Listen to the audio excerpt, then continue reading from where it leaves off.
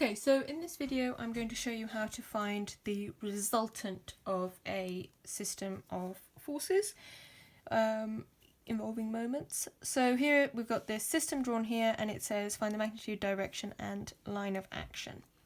So what this means really is that we just want to replace all of these forces with one force that's going to have the same effect. So clearly this resultant is going to be acting upwards. We can see this because if we just think about it just vertically, we've got 7 and 5 going up, and that's clearly greater than the 3, 3 and 4 going down. That adds up to 10 newtons and that one adds up to 12. So the resultant is going to be upwards. We don't know exactly where it is, but we can draw on here an R, and what we want to find out is where exactly that is on the how far horizontally it is. It looks like I've drawn it just directly above that 3 Newton force, but it probably isn't exactly there. We're trying to look for this distance.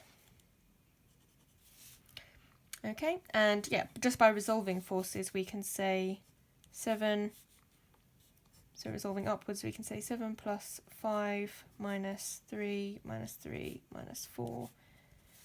Altogether that is going to give us 2 newtons. So we know that the size, the magnitude of R is 2 newtons, but we want to find out, and that it's going upwards,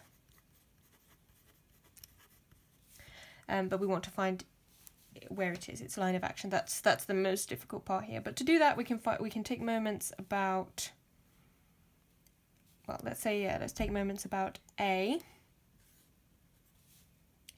and we have got 3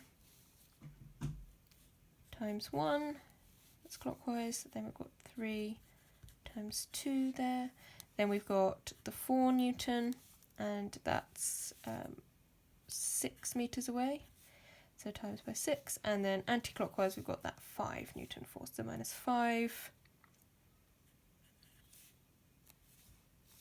times 3, and that's going to give us our resultant, which is 3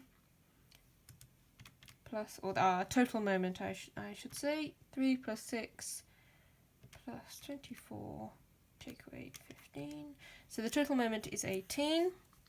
So we want to find out how we can give this R a total moment of 18. And the way we can do that is, if we know its magnitude is 2,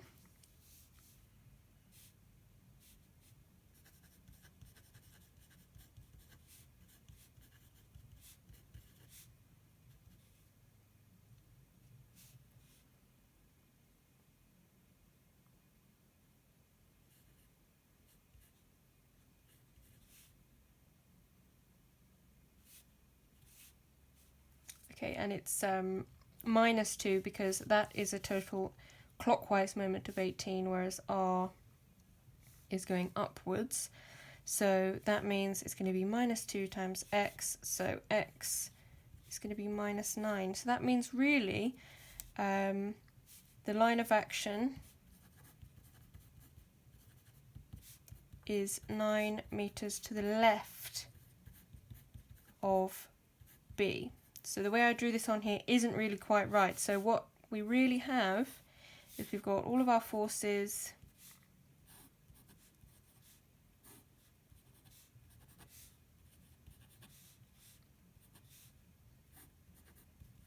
that were on there, and the resultant of all these is a force over here where that distance is 9 meters.